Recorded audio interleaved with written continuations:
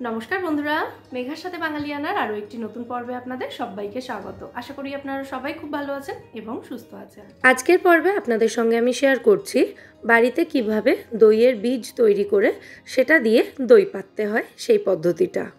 সাধারণত আমরা বাড়িতে থাকা টক দইকেই দইয়ের বীজ হিসাবে ব্যবহার করে টক বা মিষ্টি দই পেতে থাকি, কিন্তু সবসময় তো বাড়িতে টক দই থাকা সম্ভব নয়।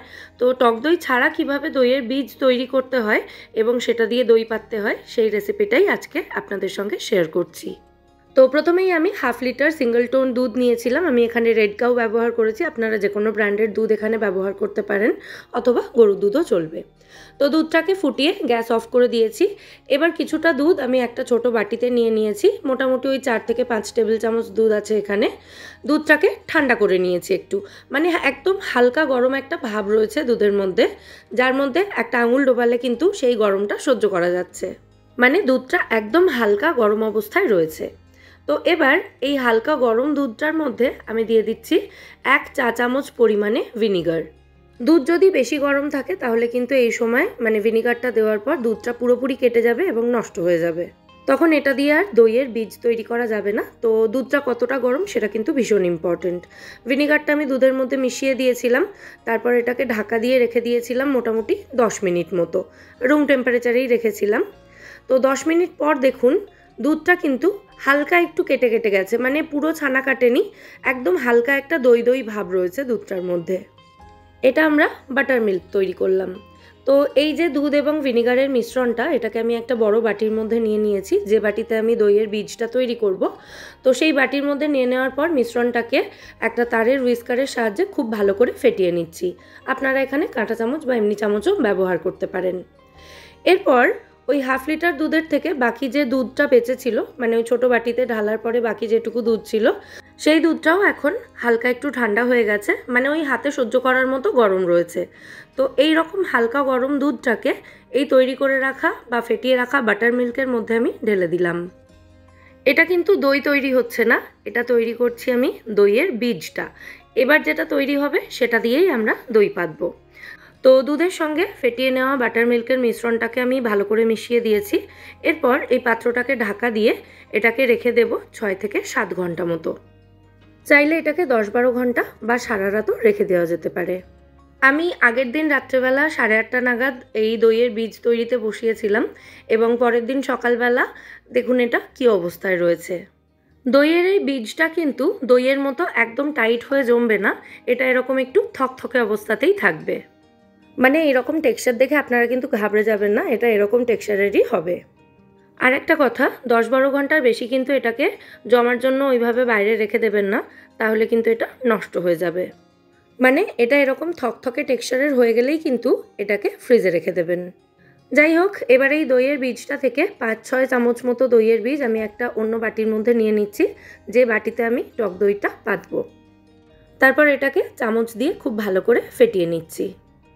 আর আপনারা দেখতেই পেলেন যে দইয়ের বীজ আমি একটু বেশি করেই তৈরি করেছিলাম, তবে ওই পুরোটা ব্যবহার করে আমি দই পাতবো না। এই যে আজকে দইয়ের বীজটা ব্যবহার করে আমি টক দই পাতবো, এই টক দইটা যেটা তৈরি হবে সেখান থেকেই 2 চামচ করে টক দই ব্যবহার করে আমি প্রত্যেক দিন হাফ লিটার করে দুধের টক দই পাতি। গরমের সময় এটা আমার প্রত্যেক দিনের কাজ।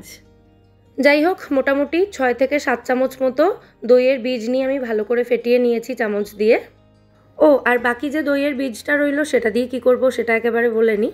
সেটা দিয়ে হয় চিকেন বা মাটন কিছু ম্যারিনেট করার থাকলে ম্যারিনেট করি, অথবা সেটা দিয়ে লস্যি বানিয়ে খেয়ে নিই। আর ওদিকে দইয়ের বীজটা রেডি করে নেওয়ার পর এদিকে আমি হাফ লিটার দুধ গ্যাসে বসিয়েছি একটা সসপ্যানে। দুধটাকে জাস্ট আমি ফুটিয়ে, মানে একবার ফুটে উঠলেই গ্যাসটা অফ করে দেব। দুধ ফুটিয়ে ঘন করার কিন্তু কোনো প্রয়োজন নেই। ব্যাস, দুধটা ফুটেই উঠেছে, তো এবার আমি গ্যাসের ফ্লেমটা অফ করে দেব।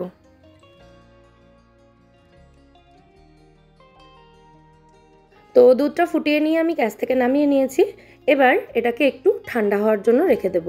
মোটামুটি 10 থেকে 12 মিনিট রাখলেই দেখবেন দুধের এই যে গরম ভাবটা কমে গিয়ে একটু ঠান্ডা হয়ে এসেছে। মানে ওই দইয়ের বীজ তৈরির সময় যেরকম দুধটা আঙুল ডুবিয়ে সহ্য করার মতো গরম রেখেছিলাম, সেরকম গরমই কিন্তু এখানেও রাখতে হবে। তো কিছুক্ষণ পর যখন দুধটা একটু ঠান্ডা হয়ে এসেছে, মানে ওই হালকা গরম অবস্থায় রয়েছে, সেই সময় এই দুধটাকে ফেটিয়ে রাখা দইয়ের বীজটার মধ্যে ঢেলে দিলাম।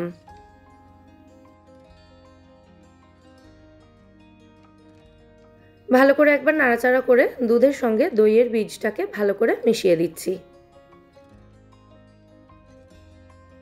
আর দই পাতার জন্য সবসময় চেষ্টা করবেন কাঁচ বা চীনেমাটির পাত্র ব্যবহার করতে।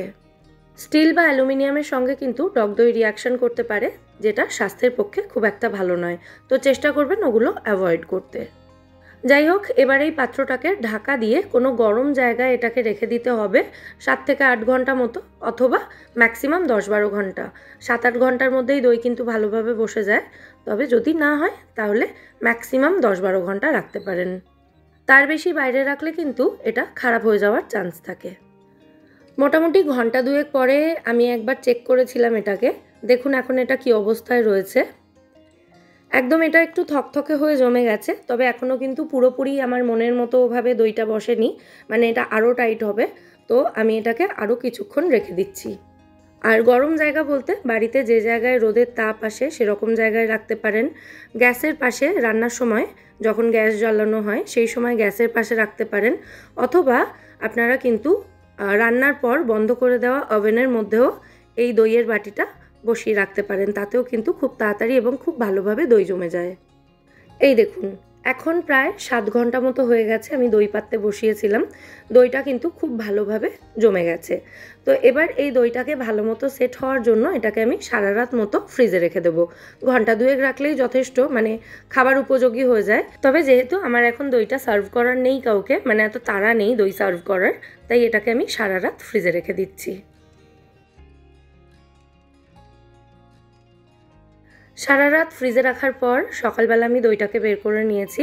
আমি হাজব্যান্ডের অফিসের লাঞ্চের সঙ্গে এই দইটা সার্ভ করে থাকি। তো এখন আমি দইটা কেটে দেখিয়ে দিচ্ছি আপনাদের দইটা কতটা পারফেক্টলি জমেছে। আমি বাটিটা কিন্তু প্রায় অনেকটাই উঁচু করে ধরেছিলাম, তাও কিন্তু এটা পড়ে যায়নি। এবার এই যে দইটা তৈরি হয়ে গেল, এই দইটা 2 চামচ করে নিয়ে আপনারা প্রত্যেক দিন ওই ½ লিটার দুধের দই পাততে পারেন। দইয়ের বীজ ব্যবহার করলে সেটা একটু বেশি ব্যবহার করতে হয়। আর এই টক দই ব্যবহার করে দই পাতলে কিন্তু খুব অল্প পরিমাণে টক দই দিলেই দই বসে যায়। দেখুন এবার এই দইটা আমি একটু কেটে দেখিয়ে দিচ্ছি এটা কতটা পারফেক্টলি বসেছে। টেক্সচারটা দেখুন। আমি কিন্তু দুধ ফুটিয়ে ফুটিয়ে ঘন করে সেটা দিয়ে দই বসাইনি, তাও কিন্তু এই দইটা থেকে খুব বেশি জল ছাড়বে না। দুধ বেশিক্ষণ ফুটিয়ে সেটা দিয়ে যদি দই পাতা হয় তাহলে সেই দইটা কিন্তু একটু আঠালো টেক্সচারের হয়, যেটা খুব বেশি খাওয়া যায় না। আর এই দইটা আপনি মন ভরে খেতে পারবেন।